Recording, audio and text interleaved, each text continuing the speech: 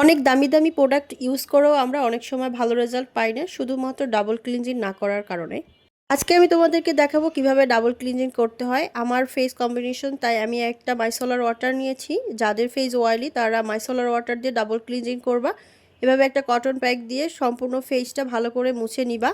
এই double cleansing না করার কারণে আমাদের ফেসে অনেক ধুলাবালি জমে যায় এবং তেল জমে যায়, আর এই কারণে আমাদের অনেক বেশি ব্রণ হয়, পরিমাণে ময়লা বের হয়েছে। যাদের অনেক বেশি অয়েলি ফেস তারা অবশ্যই ডাবল ক্লিনজিং করবার। এবার আমি ফেসটাকে ভালো করে ওয়াশ করে নিব। আমি এখানে নিয়েছি স্যালিসিলিক অ্যাসিড ক্লোজারেক্সের। এটা দিয়ে খুব ভালো করে আমি ফেসটা ক্লিন করে নিয়েছি, আর এটা দিয়ে ক্লিন করলে তোমার ব্রণ, তারপর ব্ল্যাকহেডস হোয়াইটহেডস একদমই চলে যাবে। আর এই ক্লিনজারটা যেহেতু জেন্টাল ক্লিনজার, তাই তোমরা এই ক্লিনজারের পরে অবশ্যই টোনার এবং ময়শ্চারাইজার ইউজ করবা, নয়তো ফেস অনেক বেশি ড্রাই হয়ে যাবে। আমি এই টোনারটা ইউজ করেছি, তারপরে আমি একটা লিপ বাম্প দিয়ে দিচ্ছি। এই সবগুলো প্রোডাক্টই তোমরা পেয়ে যাচ্ছ গ্ল্যামার্স বাই সোহানাতে, তাই এখনই ইনবক্স করো।